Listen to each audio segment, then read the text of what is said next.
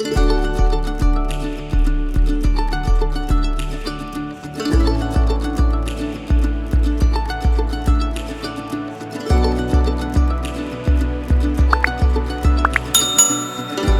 souci. Donc, alors, bah, de mon côté, Mr. White, pour ceux qui me connaissent déjà, donc, pas trop de présentation. Pour les autres, donc j'ai 34 ans, ça fait 20 ans maintenant que j'évolue dans le milieu e-sportif. J'ai commencé, bon, je vais être très succinct, sinon on va y passer l'après-midi. J'ai commencé en tant que joueur sur les jeux Counter-Strike 1.4, 1.5 à l'époque et Warcraft 3. J'ai été joueur professionnel, bien qu'à l'époque on parlait pas de joueur pro parce qu'il n'y avait pas de contrat ni rien, mais voilà, on était rémunérés, et on a eu pas mal de voyages payés sur Counter, donc ça c'était cool. Après une période, donc 3-4 ans joueur, je suis devenu manager de cette même équipe dans laquelle j'étais, donc Visio 2, qui m'a fait découvrir le management avec bah, tous les aspects qu'il y avait à l'époque, la communication, le marketing, parce qu'on n'avait pas encore autant de rôles différents sur la scène e-sport qui étaient possibles. Donc c'était un petit peu les managers qui géraient tout. Donc voilà, ça m'a permis de me faire à la com, au marketing, à l'administration, forcément, de développer des contacts et puis de fil en aiguille, ben, je suis passé après par des postes de marketing, purement dédiés dans des grosses structures, donc Millennium, enfin Oxmoz, ancienne Millennium à l'époque, AAA, Bisounours, Olink pour, les vieux de la vieille, c'est des tags qui vous parleront peut-être. Également donc, ensuite je me suis intéressé donc à tout ce qui était streaming avec donc l'arrivée de YouTube en 2008, Twitch derrière, voilà, histoire de se faire un petit peu au format et au contenu vidéo qui allait occuper une place prépondérante dans les années à venir, ce qui s'est confirmé en tendance à partir de 2018, même 2017. Donc voilà, histoire de se former et de vraiment maîtriser un petit peu bah, tout le panel de l'e-sport. Et donc maintenant j'ai 34 ans et depuis mes 18 ans, j'ai toujours eu un statut auto-entrepreneur en parallèle. Donc pas forcément que sur des projets gaming et e-sport. Au début, c'était du développement web, du développement d'appli mobile, voilà. Mais j'ai réussi à faire mes armes comme ça avec plusieurs auto-entreprises. Et à l'heure actuelle, donc je suis consultant senior e-sport. J'interviens pour des associations ou des entreprises dans leur développement sur le domaine de l'e-sport, que ce soit des acteurs endémiques ou non endémiques du domaine. Alors pour rester français, qu'ils soient déjà présents dans le domaine de l'e-sport ou qu'ils en soient totalement extérieurs et qu'ils veulent y rentrer. Donc voilà, mon travail est de les accompagner à développer leur stratégie, leur projet jusqu'à la mise en place. J'interviens également donc sur de l'aide à la création d'entreprises, par exemple pour ceux qui veulent se mettre en auto-entrepreneur dans l'e-sport pour éviter les pièges, les statuts, tout ça, les cotisations. Je fais du marketing, je fais un petit peu de conseil en com, bien que c'est plus Daryl Black à qui je sous-traite les choses, mais il va vous expliquer ses compétences à lui juste derrière. Voilà, moi je suis plus là en tant que consultant, en tant que business développeur et stratégie sport à avoir sur le milieu pour pouvoir vous faire une place et vous faire partager un carnet d'adresses assez conséquent que j'ai dressé avec des années. Voilà de mon côté. Si après vous avez des questions sur nos parcours et tout ça, n'hésitez pas. On lira les questions un petit peu après sur le chat pour y répondre. Et je vais laisser Daryl, tant qu'on est dans les présentations, bah, continuer de son côté. Et après, on attaquera le contenu un peu plus direct de l'intervention, donc qui est vraiment l'accompagnement. Et c'est là où ça sera à vous d'être vraiment acteur sur le chat. Si vous avez des questions justement sur ces accompagnements, sur comment faire, tout ça, vous avez envie de devenir semi-pro professionnel, n'hésitez pas, on est là pour ça.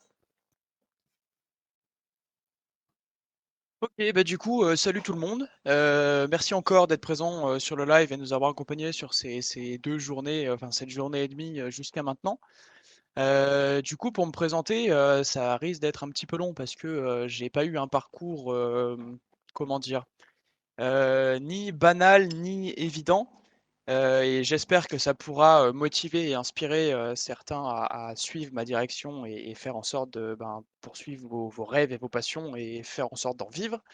Parce que en e-sport, c'est une formule qui revient souvent, même si beaucoup ne cernent pas spécialement ce que ça veut dire, ou du moins l'ampleur que ces paroles ont. Mais du coup, voilà, donc moi, ça fait un peu plus de 7 ans maintenant que je travaille en e-sport. Donc j'ai commencé, comme tout le monde, dans des assos en tant que bénévole. Et au fil de ces 7 ans, j'ai eu la chance de me balader sur des dizaines de projets et toucher du coup un peu à tout. J'ai commencé notamment, dans tout ce qui était com et marketing et rédaction, d'articles. Donc, des petites assos que j'ai rejoints, par le bouche à oreille, sur Facebook, dans des groupes à l'époque, je pense surtout à LOL FR et ce genre de groupes, qui malheureusement aujourd'hui sont plus trop actifs. Mais voilà, j'ai commencé, à créer des blogs, donc créer des sites, créer le contenu sur ces sites, manager des équipes en marketing, en com et cetera, m'occuper des réseaux et j'ai fait tout ça, bah, du coup, j'étais encore, chez papa et maman forcément et je me suis fait mes 1 armes sur ça et ma 1re, découverte du milieu associatif, à ce moment-là. Donc j'étais encore relativement jeune, je saisissais pas encore tous les mécanismes de l'écosystème, mais ça m'a permis quand même d'accumuler de l'expérience déjà sans que ça paraisse et surtout de grimper les rangs et de finir, ben, à terme du coup président de ma propre structure. Donc entre-temps, je suis passé sur des postes, plus marketing spécifiques. J'ai fait du micro et du macro management, donc du management, que ce soit d'entités ou de personnes et ensuite, ben, d'associations, d'équipes de travail ou d'équipes, e-sportives évidemment et du coup, j'en suis arrivé à un point dans ma vie où, ben, les études ne me convenaient plus, dans le sens où j'ai eu beaucoup de problèmes familiaux à l'époque, et j'ai subi énormément de harcèlement scolaire, qui m'ont, pour l'anecdote, emmené jusqu'en hôpital pendant 2 mois et c'est là où c'est un petit peu parti, vous m'excuserez du terme, mais un petit peu parti en couille et je me suis retrouvé du coup, ben, à partir de chez mes parents, enfin de chez ma mère, à cette époque-là et à m'installer tout seul, un tout petit peu avant mes 16 ans et ce qui m'a permis, ben, de rentrer dans le monde du travail, assez tôt et de découvrir une autre facette, de tout ce que j'effectuais, d'un point de vue bénévole, dans le milieu pro et dans la restauration plus particulièrement. Donc suite à ça, bah, je suis un peu parti de galère en galère. J'ai fini à la rue tout en continuant mon activité, e-sportive à droite à gauche, donc essentiellement de la veille à cette époque-là, ben, faute de PC, faute de matériel, faute de temps et tout. Et j'ai enfin réussi à m'installer et ben, du coup, à me retrouver à la tête d'une association que, ben, White, ici présent avait fondée à l'époque, donc Ematers et ça m'a permis, ben, de me faire, une série de contacts, bah, que j'ai toujours aujourd'hui, dont un qui est mon «associé» entre guillemets sur, les quelques projets que je travaille, sur lesquels je travaille toujours un peu dans l'ombre et du coup, ben, White avec qui je travaille toujours, sur quelques projets dont celui-ci, à l'occasion dans le monde de l'e-sport. Et du coup, bah, je me suis pas arrêté là, j'en avais marre de la restauration, j'en avais marre du salariat, j'avais fait ça, bah, depuis que j'avais 15 ans et demi et j'en ai bientôt 21 aujourd'hui et je me suis littéralement tué la santé sur ces quelques années, que ce soit en restauration à taper des semaines de 45-50 heures. Pour l'anecdote, j'ai fini chef de mon propre restaurant du coup et bah, ça m'a quand même pas plu, même si j'étais tout seul, même si, ben, personne n'était là pour «m'embêter» entre guillemets sur mon travail. Mais c'était vraiment pas ce qui me correspondait et du coup, ben, à mes 18 ans, j'ai monté mon auto-entreprise, bah, pour commencer à travailler avec White, sur, du web design et un petit peu de conseils en communication, de prise en charge des réseaux et du coup, bah, je travaille à mon compte, depuis ce moment-là, un peu en parallèle de tout ce que j'ai pu faire et bah, je me suis retrouvé, il y a, alors ça fait 9 mois de ça, j'ai été en centre d'appel et ben, juste avant ça, donc pendant la bêta de Valorant, j'ai eu l'occasion de travailler avec Rogue Esport avant leur fermeture initiale et le «rachat» entre guillemets de la structure Bunker Esport, par Asus Rogue France. Je me suis retrouvé à administrer 2 tournois pour eux, donc la Rogue Valorant Cup, donc la première édition ayant été en full invitational, donc à gérer tous les influenceurs, admin le tournoi, les conseiller sur la com et cetera. Et on a fait une deuxième édition, donc qui était beaucoup plus conséquente. On a fini, je sais plus, j'ai peur de dire des bêtises, mais quasiment à 128 équipes sur, 4 semaines de qualif et du coup une dernière en phase finale, en play-off. Et en fait, ce tournoi, donc à la base anodin, hein, on a fait ça sans trop se prendre la tête avec mon associé et on s'est retrouvé, ben, à se faire recommander par Tude, donc Monsieur Rogue à l'époque est une grande tête, Ouais, enfin, c'est un sponsoring, mais ce genre de sponsoring où, ben, du coup, la structure affiche le nom de leur sponsor. Disons qu'ils ont pris des parts de l'association, ils ont donné une somme suffisamment conséquente pour, comment dire? Pour imposer leur rebranding sur cet asso, et c'est plus ou moins un rachat, quoi. C'est, ben, Nintendo, ils ont fait ça récemment avec une appli, mince, une appli de tournoi. Donc j'ai plus le nom en tête, mais il faudrait que je retrouve ça. Et en gros, ils ont racheté l'appli pour ben, garder la technologie, mais appliquer ben, leur marque dessus, tout simplement. Donc sur les faits, c'est un sponsoring plus qu'un partenariat, mais,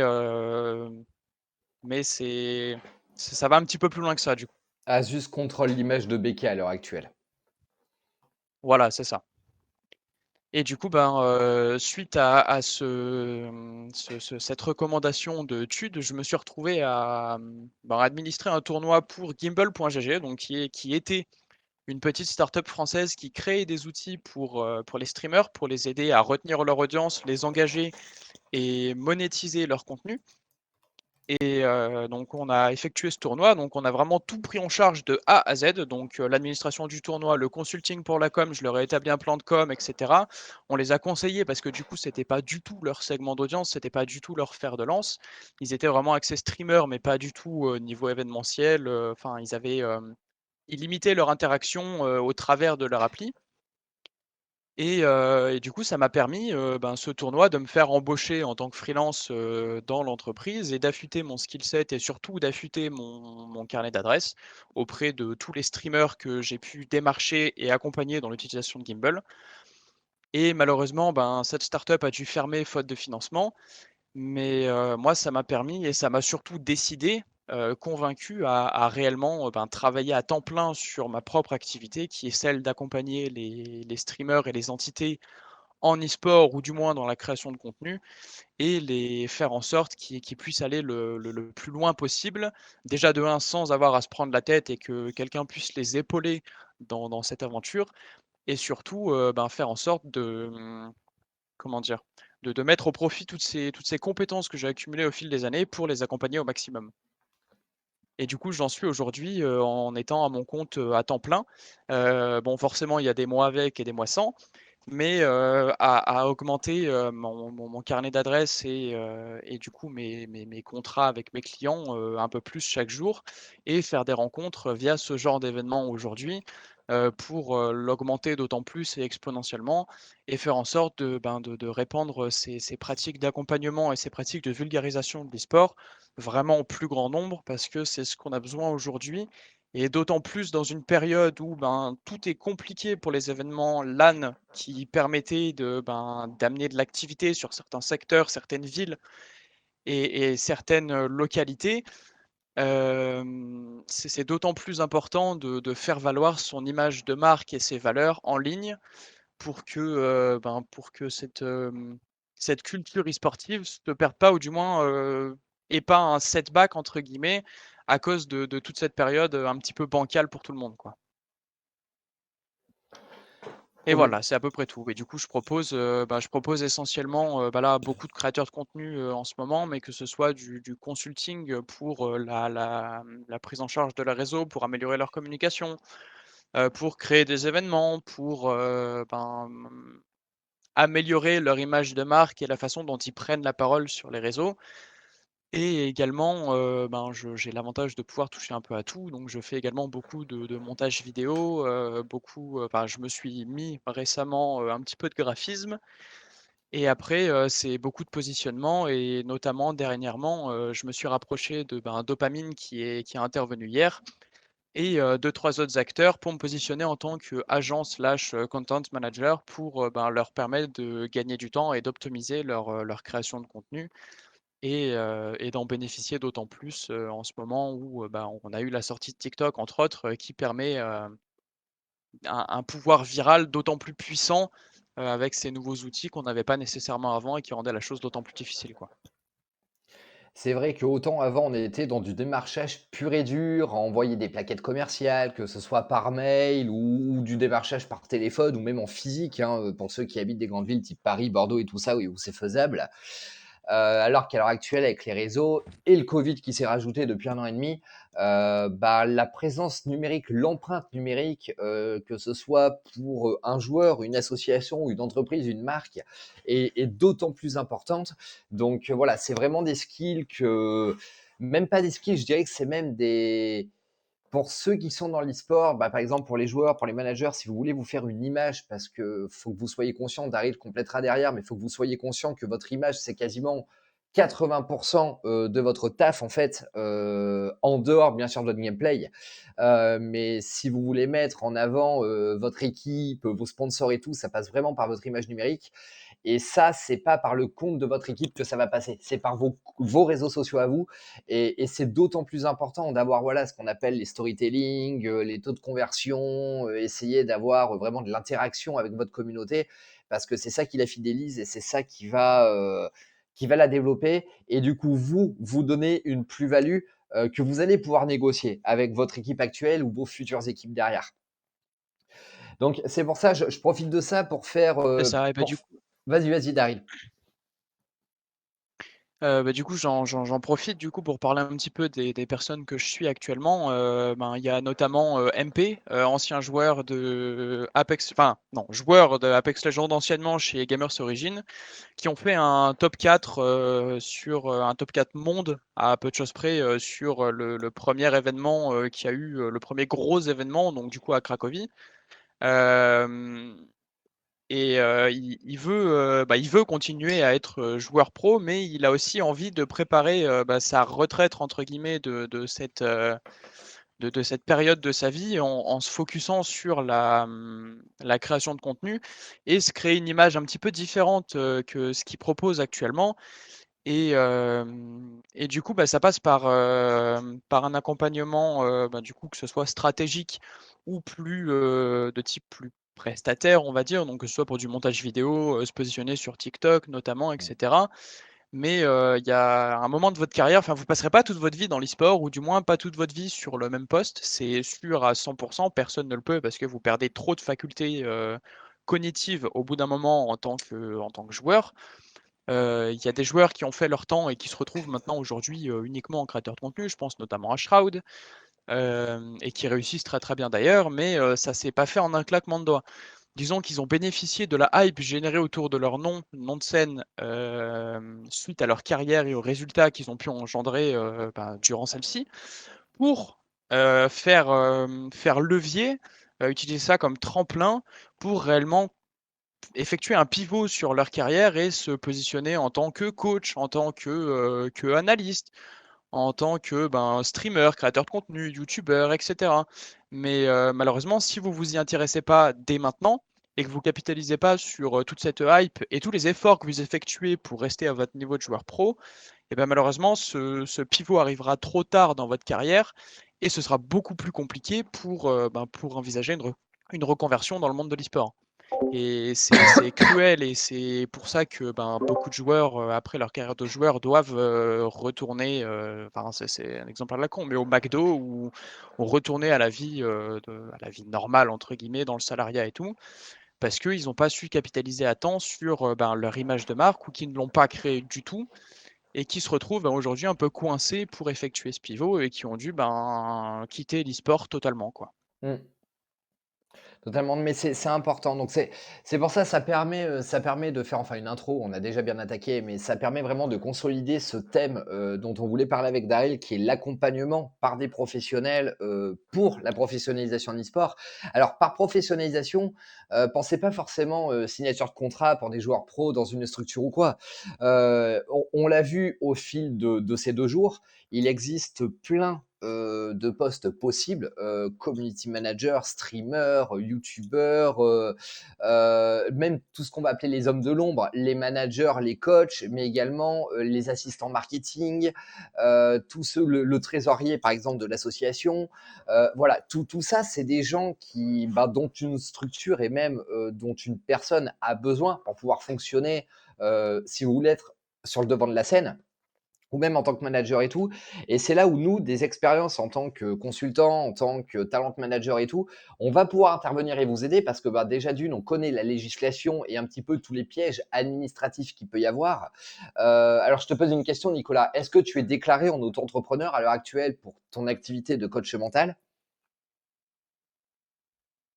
Absolument pas. Voilà. Et pourtant, Ah c'est quelque super, chose. attends, je vais appeler l'URSSAF. Voilà, quand tu vas commencer à si tu commences pas déjà à capitaliser dessus, quand tu vas commencer, il va falloir à un moment ou un autre que tu te déclares pour en faire ton vrai métier. Et ça, je vous assure, ça paraît pas, mais c'est un bordel sans nom. Et ensuite, ben, tout ce qu'il va y avoir derrière. Bon, la gestion de l'administration, ça, c'est des choses que vous allez apprendre, que nous, on est capable de vous montrer avec des outils et tout ça, il y a aucun souci. Mais aussi, il va y avoir la com à gérer derrière. Il va y avoir la planification, prioriser telle ou telle demande ou prioriser tel ou tel produit, tout ce qui va être prospection. Là, je parle vraiment pour un côté professionnel entreprise, vous allez me dire, mais je veux être manager d'équipe pro, je veux pas tenir un restaurant. Certes, mais en fait, ça va être pareil. Comme vous a dit Daryl, il faut d'abord passer par une phase de création de carnet d'adresses, par une phase de notoriété que si vous ne sortez pas d'une équipe déjà connue avec des résultats au moment où vous étiez là, donc des résultats grâce à vous, vous n'allez pas avoir cette notoriété, cette crédibilité pour en faire votre métier. Et tout ça, eh ben, c'est des choses à aller chercher alors soi-même, mais surtout tout au long de son parcours. Et là où des agences e-sport, bon, parce que là on parle de nous, mais il en existe plein, là où des agences e-sport sont importantes, c'est que justement, sur tous ces freins et sur tous ces obstacles que vous avez rencontrés sur votre parcours, ces gens sont là derrière pour vous accompagner, pour vous encadrer et pour vous donner les outils pour y faire face. On ne fait pas à la place du client, ça c'est clairement faux pas, mais on vous éduque et on vous apprend à le faire de manière à ce qu'ensuite, ben, vous puissiez rouler de vos propres ailes, ou si, par manque de temps, ce qui est le cas pour les trois quarts des créateurs de contenu qui ont un monteur vidéo et tout ça, qui ont leur community manager, machin, c'est juste que bah, comme ils passent déjà 8 à 10 heures par jour à travailler sur leur projet, à tourner les vidéos et tout, et qu'ils ont une famille, on va prendre l'exemple de Amixem et tout pour sortir un peu de l'e-sport, il a une entreprise à gérer, il a une famille, il a ses vidéos à tourner, bah vous inquiétez pas que le staff de la Redbox, il n'y a pas que des youtubeurs, il y a plein de gens. Il y a des coachs, il y a des managers, il y a des comptables, il y a des monteurs, il y a des graphistes, il y a plein de choses. Et après, bah, c'est le but, voilà, de pouvoir vous présenter sur ce secteur-là, hein, qui est le gaming et l'e-sport, on va en faire qu'un seul, pour permettre justement donc aux jeunes d'aujourd'hui qui veulent essayer de passer par une carrière semi-pro professionnelle, ben, vous donner les armes et les moyens de pouvoir arriver à réaliser vos rêves. Et ensuite, bien sûr, pendant ce temps-là, vous allez être tranquille, vous allez avec votre équipe, vous allez réaliser votre rêve. Mais comme l'a dit Daryl, arriver à un moment, à un certain âge, où ben, vos réflexes vont baisser, les facultés cognitives aussi, et il va falloir penser à une reconversion. Et cette reconversion, vous pouvez quand même la faire dans l'e-sport ou dans le gaming. Il n'y a aucun souci. Le tout, voilà, c'est d'être au courant de la législation, c'est d'être au courant de tout ce qui peut se faire ou non. Et le but, c'est là où nous on intervient, c'est là où on se positionne et qu'on va pouvoir ben, vous conseiller, vous accompagner, vous guider et faire en sorte que ben, les rêves que vous avez dans la tête continuent de pouvoir se réaliser et que vous puissiez poursuivre ben, le fait de vivre de votre passion et pas forcément retourner dans le salariat ou dans des diplômes que vous n'avez pas forcément envie d'exercer. Par exemple, c'est mon cas, je ne vous l'ai pas dit, mais j'ai un diplôme d'aide-soignant de base. J'ai travaillé pendant plus de 10 ans en maison de retraite à l'hôpital. J'en suis parti avant le Covid. Merci. Mais voilà, c'est quelque chose que moi, j'ai vu la santé de près. J'ai été confronté à la déchéance humaine et à la mort. Et j'ai pas envie, dans les conditions actuelles de la santé, je n'ai pas envie d'y retourner. Clairement pas. J'en ai tapé une dépression et tout. C'est pour ça que j'en suis parti, que maintenant, eh ben, j'essaie de vivre de ma passion, qui est le gaming et l'e-sport. Et voilà. Après, pensez pas non plus que, parce que ça aussi, c'est des idées reçues, pensez pas non plus que être à votre compte, c'est en mode je travaille que quand je veux et je fais que ce que je veux. Parce que bah, Daryl parlait tout à l'heure de semaines à 50 heures en restauration. Croyez-nous bien, il y a des semaines où quand on doit faire la prospection, l'administration, les commandes et tout ça, on a des semaines de 50 à 80 heures en moyenne. Mais vous le vivez pas pareil, et ça, en termes de satisfaction personnelle, Nicolas pourra vous en toucher un mot, mais vous le vivez pas pareil parce que vous vivez pour ce que vous kiffez, en fait. Ça paraît pas une charge ou une obligation à le faire. Vous prenez plaisir à réaliser la chose. Et je pense que même Daryl, avec le parcours personnel qu'il a partagé avec vous, un témoignage quand même assez touchant et très personnel, lui-même pourra vous dire que mentalement parlant, moi qui le connais depuis des années, je ne l'ai jamais vu aussi bien que depuis ces 2 dernières années en fait. Parce que eh ben, il fait ce qu'il kiffe, il fait ce qu'il veut. Alors oui, on en chie, oui, c'est du charbonnage, mais comme partout, je pense que Root veut, enfin, dans n'importe quelle situation que vous êtes, à n'importe quel poste, faut charbonner. Il n'y a pas le choix. Le travail, le travail et le travail. Est-ce C'est que ça Nicolas ou exactement. Moi, je Tristan, vois ouais. ça, je vois ça comme ça parce que bah là, ça fait un peu plus de, non, ça fait 2 mois que je suis à mon compte à temps plein du coup, donc à la sortie de Gimbal. Et ça fait 3-4 semaines que j'ai des semaines à 60 heures grand minimum. J'ai pas de jour repos, j'ai pas eu un vrai week-end depuis un bon moment. Bah après, c'est moi qui me l'impose aussi. C'est aussi à vous de faire en sorte de poser vos limites, de faire uniquement ce que vous pouvez supporter. C'est pas le but de se tuer à la santé non plus. C'est même un conseil et une obligation.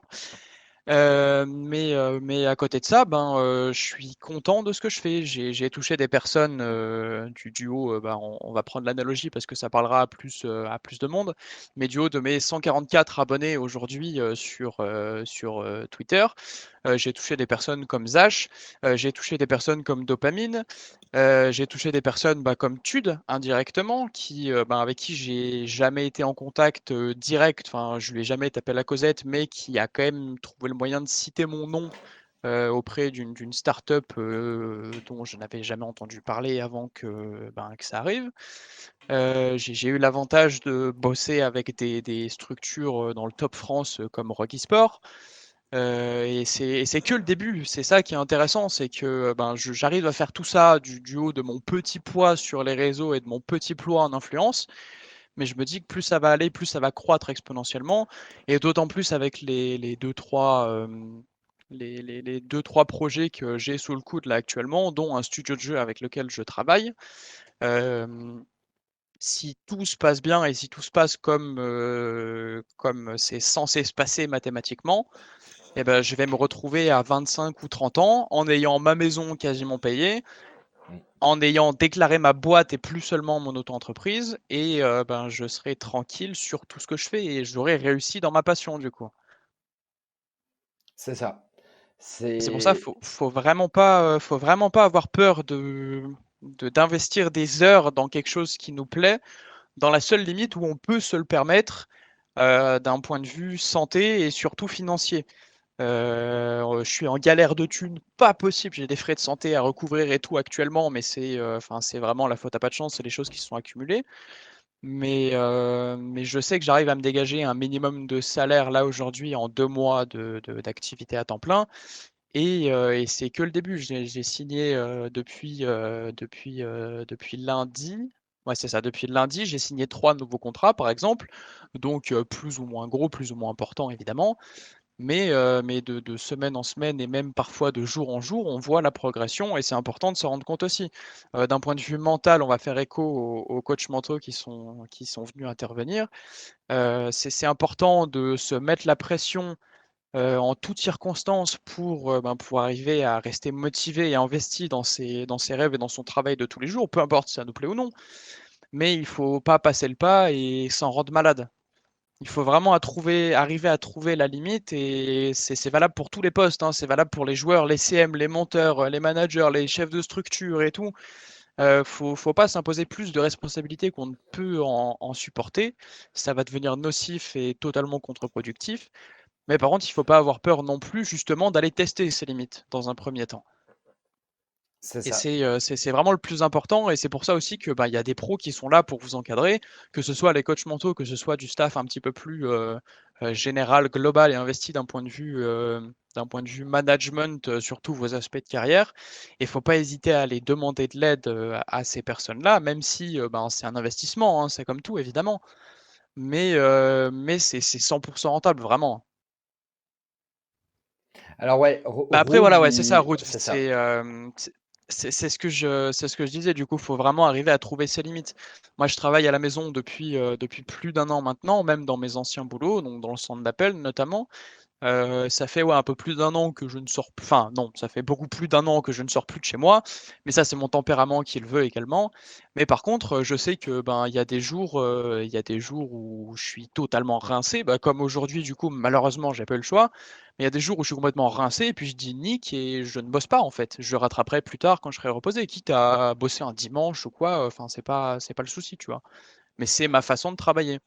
Et il faut arriver à trouver l'équilibre entre, ben, travail, vie perso, repos, l'IRL aussi, c'est très, très Mmh. important. Beaucoup de personnes se perdent dans le milieu du gaming et d'autant plus depuis que Fortnite est sorti. Enfin, du moins, c'est que ça a été beaucoup plus médiatisé et trop peu de personnes arrivent à dissocier, bah, leur vie pro du coup, que ça ait à faire avec le gaming ou pas du tout.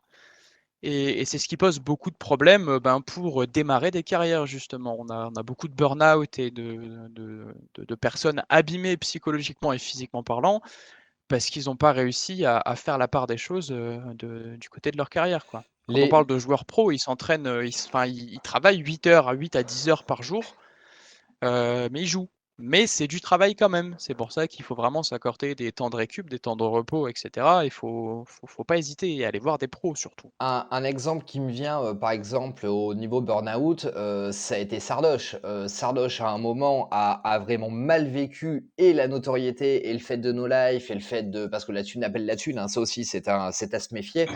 Mais voilà, c'est le but, comme on dit, d'être encadré. Alors encadré, j'aime pas ce mot, mais le fait d'être accompagné, le fait de pas être tout seul, d'avoir des gens sur qui compter quand vous avez une question et tout, et vous de pas passer 3 heures en recherche Google sur tel ou tel process, bah, c'est l'avantage de pouvoir vous dégager du temps, d'être plus productif pour vous et de pouvoir aussi vous recentrer sur vous-même.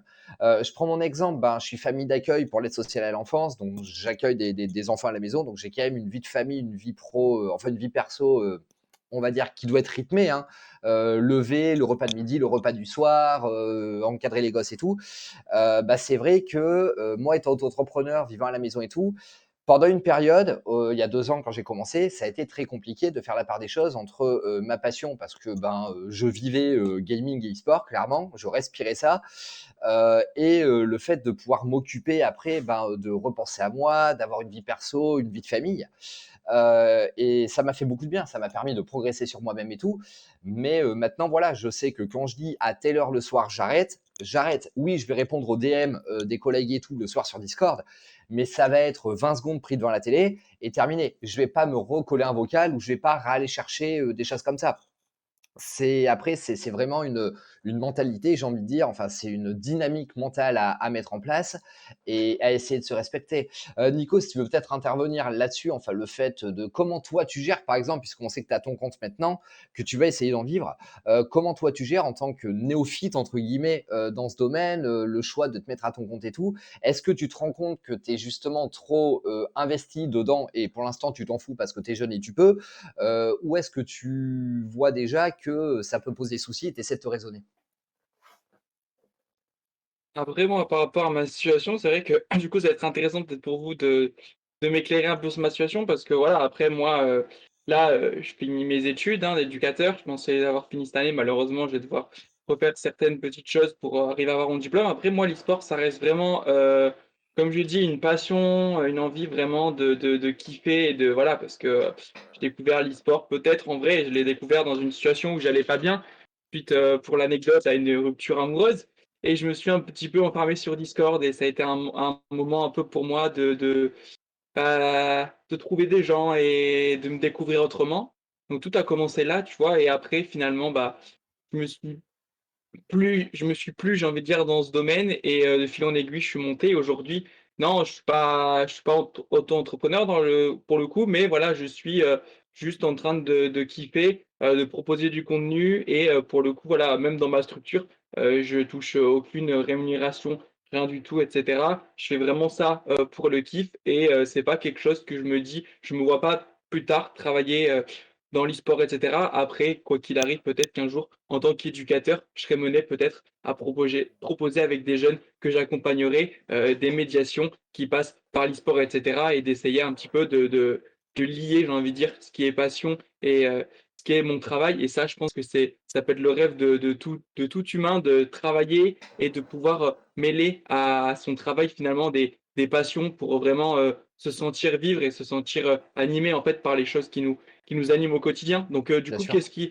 qu'est-ce que vous pourriez me dire sur ma situation qui est un petit peu, je pense beaucoup de jeunes qui pourraient nous regarder, hein, font la passion, font l'e-sport pour de la passion, et cetera, ont des projets à côté, peut-être de faire d'autres métiers, et cetera, et aimeraient un petit peu combiner les deux, et cetera. Si par exemple demain, moi, je proposais du contenu, et cetera, et que éventuellement, je sais pas si dans le cas là, ouais, dans la structure, je suis pas rémunéré, et cetera. Mais si par exemple on me propose une structure voilà, qui peut me rémunérer, et cetera. Est-ce que, pour répondre aux autres et aussi pour moi, est-ce qu'il faut que je passe ce cap-là d'auto-entrepreneur? Comment ça va se passer? Comment je peux me développer dans peut-être cette branche-là que je n'envisage pas pour l'instant, mais qui sait qu'un jour, cette porte s'ouvrira et peut-être que j'y penserai? Alors, en France, pour te répondre, c'est pas compliqué. À partir du moment où vous allez avoir une activité extra-professionnelle par rapport à votre taf de base qui va générer de l'argent, vous avez un cap jusqu'à 7 999 € à l'année. Tant que vous touchez moins de 8 000 balles, il n'y a pas de souci, vous n'avez pas besoin de statut, il faut le déclarer aux impôts, forcément, vous allez être imposable dessus.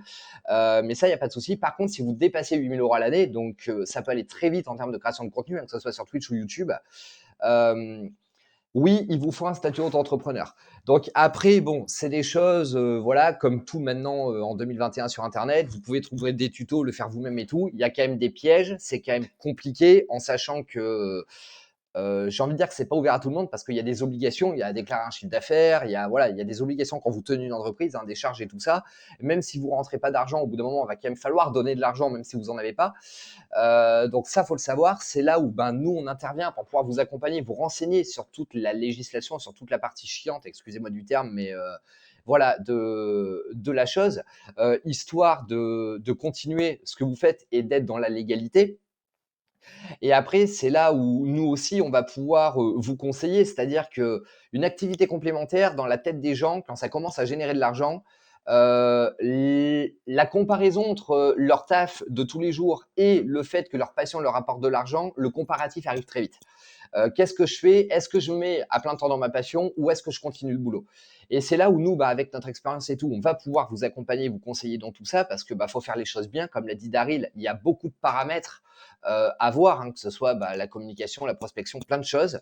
On va pas revenir dessus, on en a parlé au début, mais la vraie question à se poser, c'est l'équilibre financier, c'est-à-dire est-ce que ma passion va pouvoir prendre le relais par rapport à mon travail alimentaire entre guillemets. Donc continuer le même train de vie. Ne pas passer par des périodes à vide ou quoi que ce soit, encore plus pour ceux qui ont des familles ou s'il y a des prêts hein, pour une voiture, une maison ou quoi.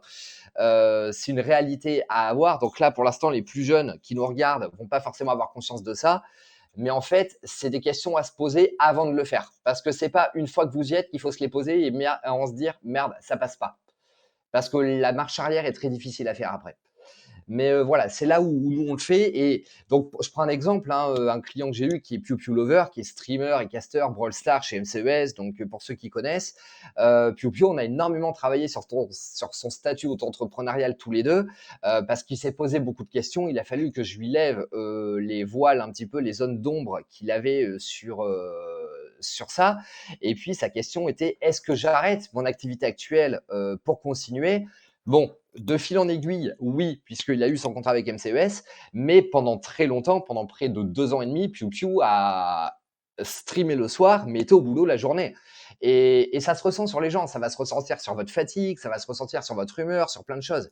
Et c'est là où, comme on dit, on arrive vite au burn-out et qu'il faut essayer d'éviter ce genre de choses. Alors, Ruth, le fait des parents, justement, tant qu'on est dans la capitalisation, enfin dans tout ce qui est argent, on va en parler. Oui, un mineur, en effet, qui va gagner des cash prizes sur les tournois et tout. Donc là, même chose. Vous avez jusqu'à 8 000 € que vos parents vont devoir déclarer hein, pour les mineurs si vous gagnez de l'argent. Et si ça dépasse ces choses-là, et ben malheureusement, il va falloir que si vous êtes mineur, vos parents déclarent une entreprise, enfin une autre entreprise ou quoi, pour pouvoir faire passer ça. Donc là aussi, c'est compliqué parce que c'est un domaine législatif qui est compliqué et administratif aussi, donc ce n'est pas à la portée de tout le monde. Rien qu'une feuille d'impôt, c'est compliqué à remplir. Alors imaginez-vous pour déclarer une entreprise. Mais voilà, donc oui, ça peut se faire.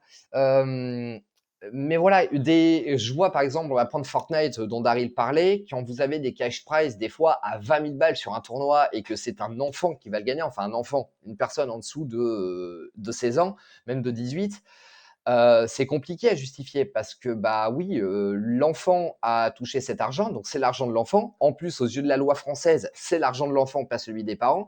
Mais par contre, c'est les impôts des parents qui vont augmenter derrière, qui vont devoir payer des impôts par rapport à cette somme d'argent. Du coup, ben, ça peut cliver les familles, enfin, ça peut créer des conflits. Et c'est pour ça qu'il y a énormément de parents, quand les enfants leur disent ouais, je joue aux jeux vidéo, je vais faire un tournoi où je peux gagner de l'argent, les parents disent non, stop. Parce que, eh ben, ça fait un peu jeu d'argent pour eux. S'ils sont pas éduqués à l'e-sport, au milieu compétitif et tout ça, quand vous faites du sport traditionnel, à aucun moment vous allez jouer un tournoi de handball un dimanche après-midi dans votre commune et vous allez remporter 200 balles à la fin. Jamais. Par contre, voilà, dans l'e-sport, c'est monnaie courante. Et voilà, c'est ce que tu disais. Hier, il en a parlé et les parents étaient pas chauds parce que bah, il y a une dimension économique qui est pas encore prévue, en tout cas en France, en Allemagne ou même en Finlande, c'est pas le même délire parce que les mineurs dans ces pays peuvent poser les sous sur un compte. Ils sont bloqués jusqu'à leurs 18 ans, donc les enfants seront imposables sur cette somme à partir de 18 ans, mais les impôts ne se ressentissent pas sur les parents. En France, c'est pas le cas. Bon, après, la petite astuce, on est en Union européenne, rien ne vous empêche de déclarer un compte bancaire en Allemagne, les parents bloquent les sous dessus et terminé.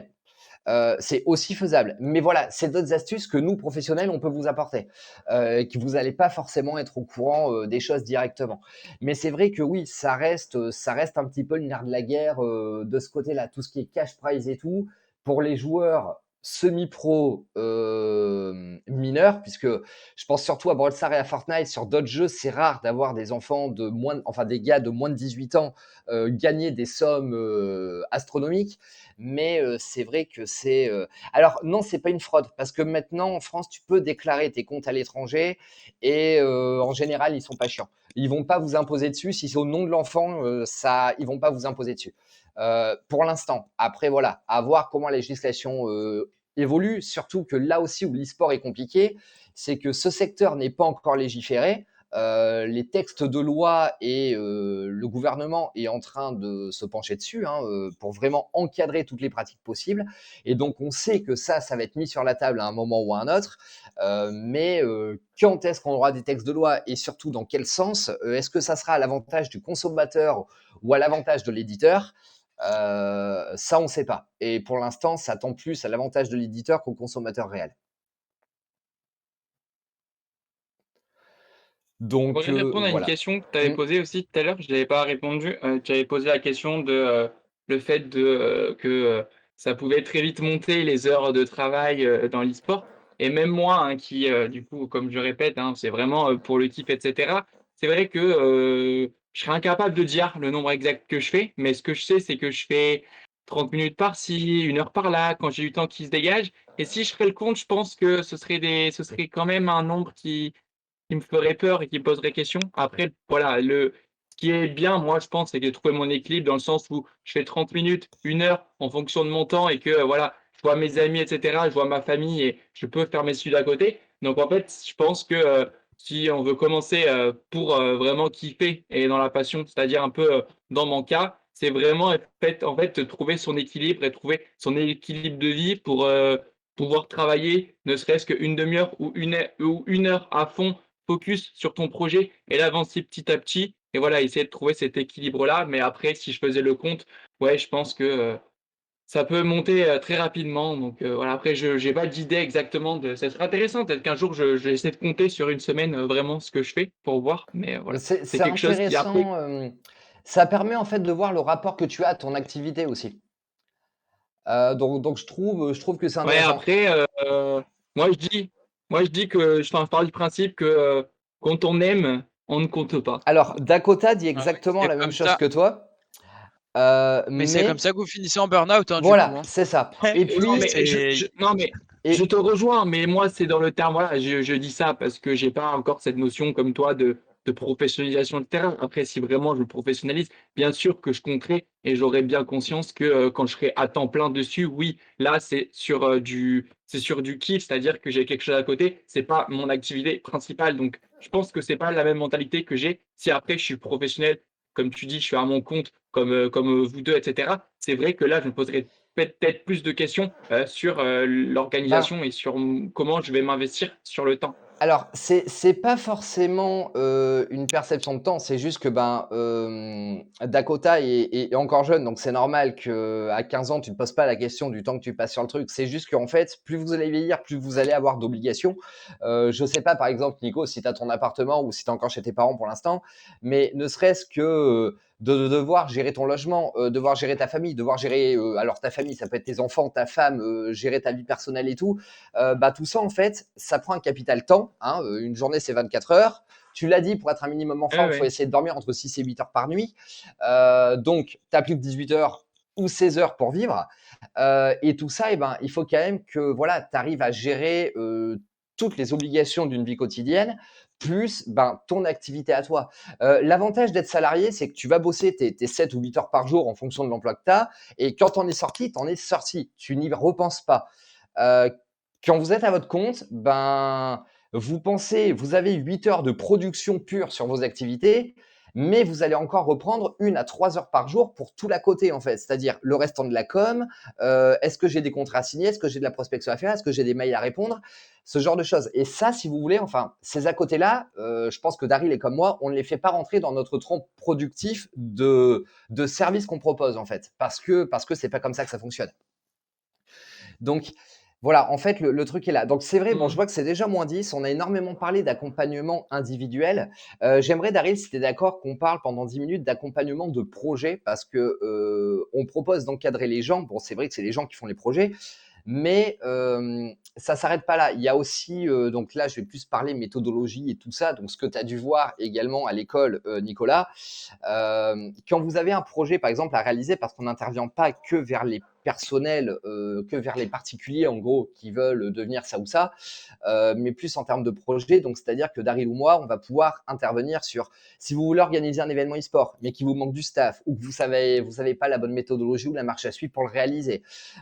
Si vous avez, par exemple, alors surtout pour Daryl, voilà, un plan de communication que vous devez établir ou une vidéo à faire, quel type de contenu faire, comment m'y prendre, faire tout le script, à quel moment je vais devoir tourner, dans quel ordre il va falloir que je tourne les différentes scènes et tout, combien de temps va prendre le montage.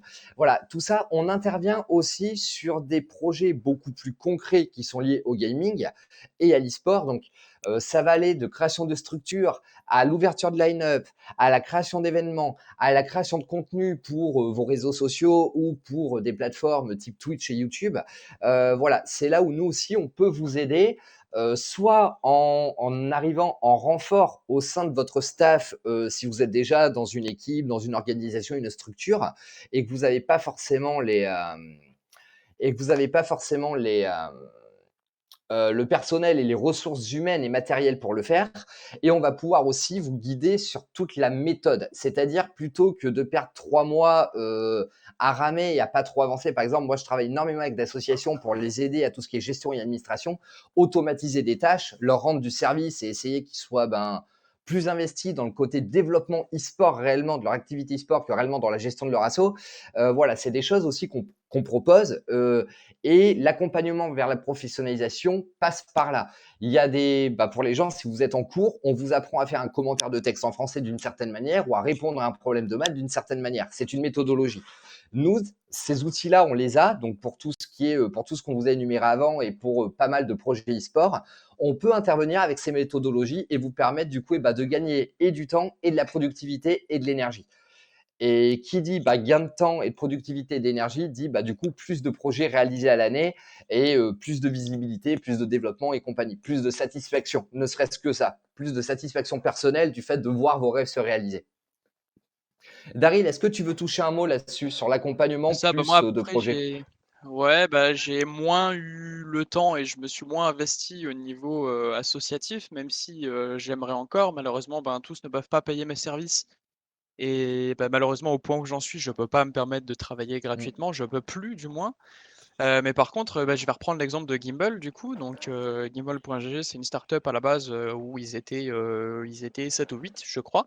Ils ont effectué plusieurs pivots sur leurs produits, mais ces pivots-là, ils n'ont pas réussi à trouver le segment d'audience, ou du moins ils n'ont pas réussi à l'atteindre, à l'acquérir, ce segment d'audience, parce qu'ils avaient personne qui connaissait les codes de cette audience, donc de l'audience gaming et streaming surtout. Et du coup, je me suis retrouvé à rentrer dans cette boîte en tant que sales et marketing officer. Donc, je me suis occupé dans un premier temps de faire énormément de marketing, mais surtout pour revamp cet aspect-là et faire en sorte qu'ils puissent s'approprier les codes de discussion et les codes d'acquisition d'une audience une audience qui interagit avec des produits gamifiés toute la journée en somme. Que ce soit via les réseaux sociaux ou via énormément de choses, de plus en plus de choses aujourd'hui, même ne serait-ce que Netflix, je me suis retrouvé à intervenir, intervenir dans cette startup pour développer tout cet aspect-là et leur amener une autre culture de la scène pour faire en sorte que leur stratégie sales et marketing soit d'autant plus percutante et qui fonctionne bien mieux au final. Et c'est ce qu'on avait réussi à faire, mais du coup, voilà, au fil d'événements, on n'a pas réussi à lever des fonds et du coup, malheureusement, ça a dû fermer.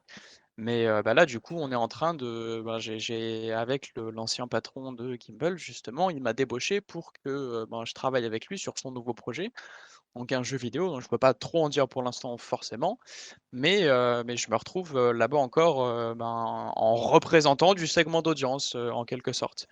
Et du coup, j'effectue tout le côté marketing, donc toute l'étude de marché pour commencer, tout le côté benchmark et tout. Mais là, sous 2 semaines maximum, je vais avoir à aller sonder les différents noyaux de communauté gaming et des autres piliers qu'on veut intégrer au jeu. Et pour ce faire, du coup, je vais activer mes réseaux et utiliser cette expérience que j'ai acquérie avec tout ce segment d'audience et avec toutes les personnes, entre autres, qui sont présentes aujourd'hui, parce que vous en faites partie au final.